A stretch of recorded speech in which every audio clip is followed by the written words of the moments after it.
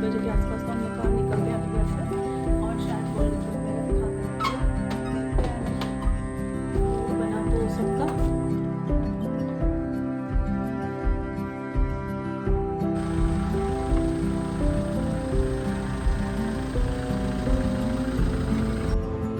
आज सुबह जब बाहर निकल के देखा तो मेरे नींबू का जो ये पौधा है इसके ऊपर इतने सारे कैटरपिलर्स लगे हुए हैं, इतने बड़े बड़े।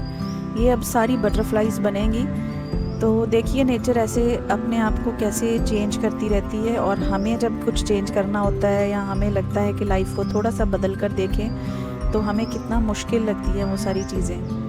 पर इसमें थोड़ा नुकसान ये है कि मेरे सारे नींबू के पत्ते खा लिए इन्होंने। और ये देखिए कितना सुंदर अडेनियम खिल रहा है। ये जो पॉट्स हैं मैंने विंडो में रखे हुए हैं।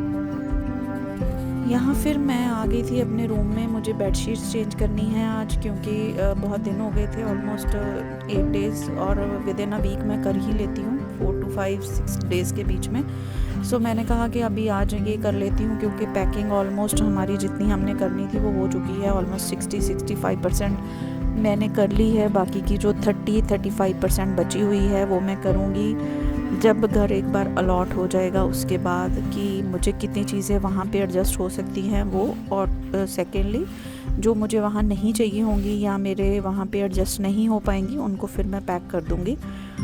सो ये फिर मैंने अपना बेडशीट्स चेंज करनी थी वो करी, और उसके बाद फिर मैंने सोचा कि आज लंच बाद में जाऊँगी किचन में, पहले ये वाला काम कर लेती हूँ जब तक दीदी आती हैं। तो ये काम अगर हो जाएगा तो वो फिर आराम से सफाई हो जाती है।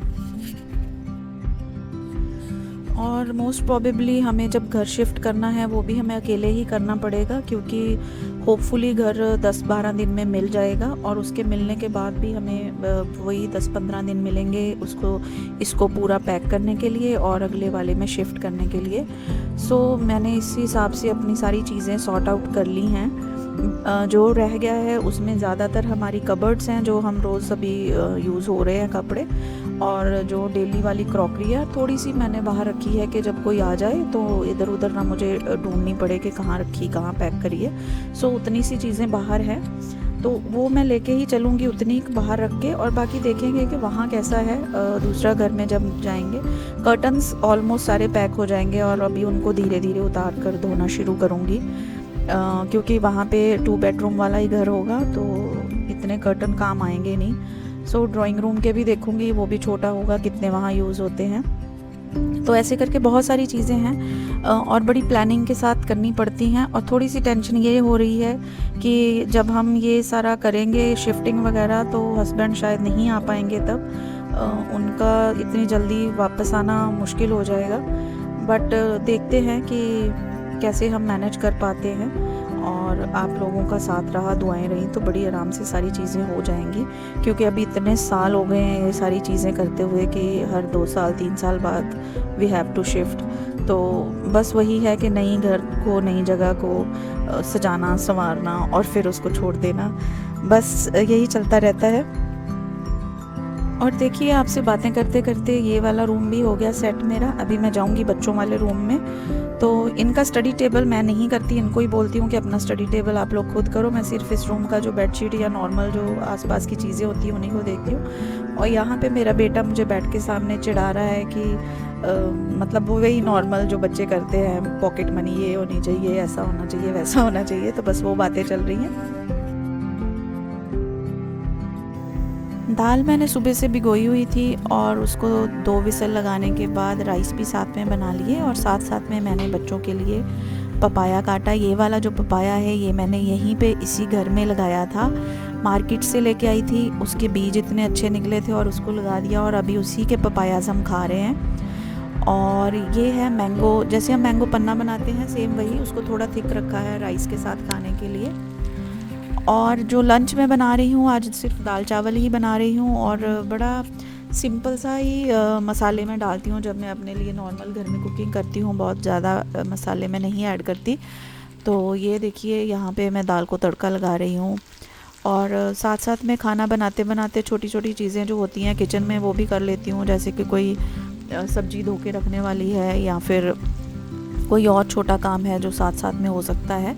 सो वो वाली चीज़ें अगर हम किचन में ही कर लेते हैं तो खड़े खड़े, तो वो सारी चीज़ें आपका ज़्यादा टाइम कंज्यूम नहीं करती। तो राइस हमारे बन के रेडी हैं और ये दाल का तड़का भी ऑलमोस्ट रेडी हो गया है।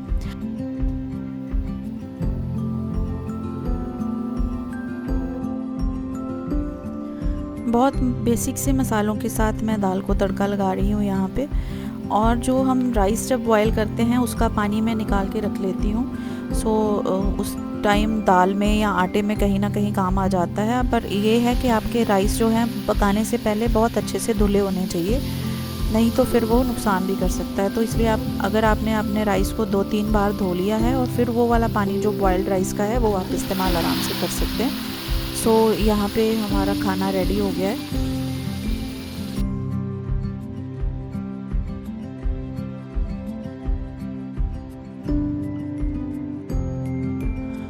बस अभी हम लंच करने के बाद थोड़ी देर रेस्ट करेंगे और फिर शाम होते ही चाय पीने के बाद मैं और मेरी डॉटर निकल जाते हैं वॉक के लिए। तो अभी आजकल मेरा वॉकिंग पार्टनर मेरी डॉटर है, तो हम दोनों निकल जाते हैं। किसी दिन उसका मूड ना हो तो मैं अकेले भी चली जाती हूँ। और क्योंकि अभी यहाँ बारिश शुरू हो गई है और किसी दिन अगर ज़्यादा बारिश हो रही है तो फिर नहीं जाया जाता। और यहाँ पे भैया बैठते हैं सब्जी वाले, जो ट्यूसडे और फ्राइडे को बैठे होते हैं।